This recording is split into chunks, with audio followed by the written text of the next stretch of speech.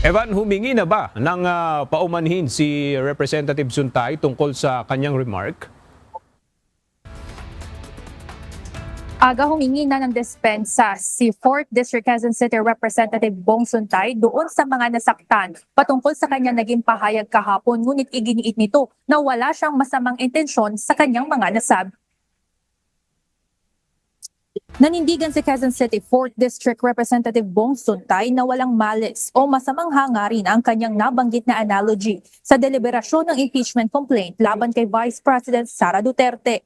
Kahapon, ginamit niya ang pangalan ng isang sikat na aktres upang ipunto na ang desires at imagination kung wala namang aksyon ay hindi isang impeachable offense. Gaya kung paanong nakapaloob sa isa sa grounds for impeachment ang designated survivor remark ni VP Sara. Umani ito ng mga pagtuligsa mula sa mga kapwa kongresista at maging mga batiko sa social media.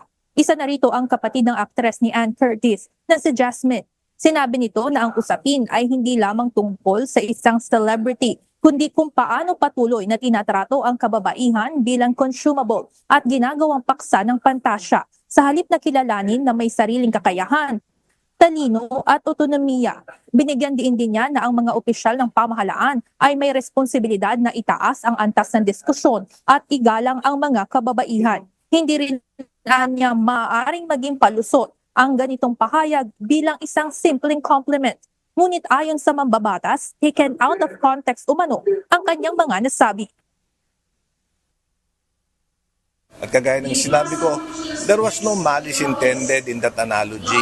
I wanted to drive a point na ang punto ko, desires and imaginations without an overt act is not an impeachable offense.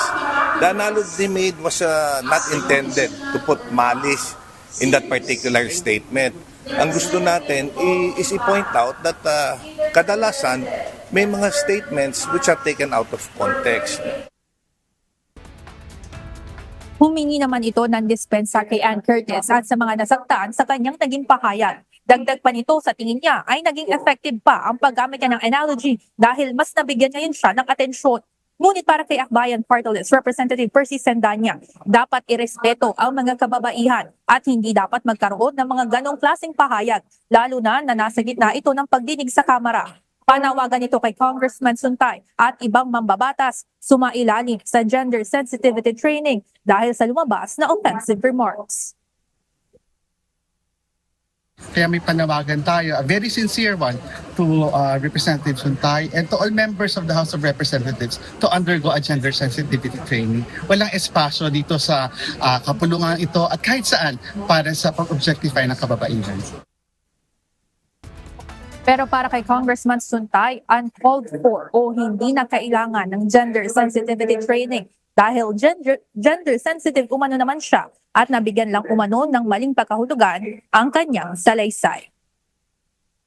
Aga sa ngayon, wala pang ethics complaint na inihain laban kay Representative Suntay sa Ethics Committee. Ngunit ayon kay Representative Sendanya, ibinibigay niya ang desisyon sa kanyang mga kapartido at mga kababaihan dito sa Kongreso na magdesisyon kung anong mga aksyon ang dapat gawin patungkol sa naging issue.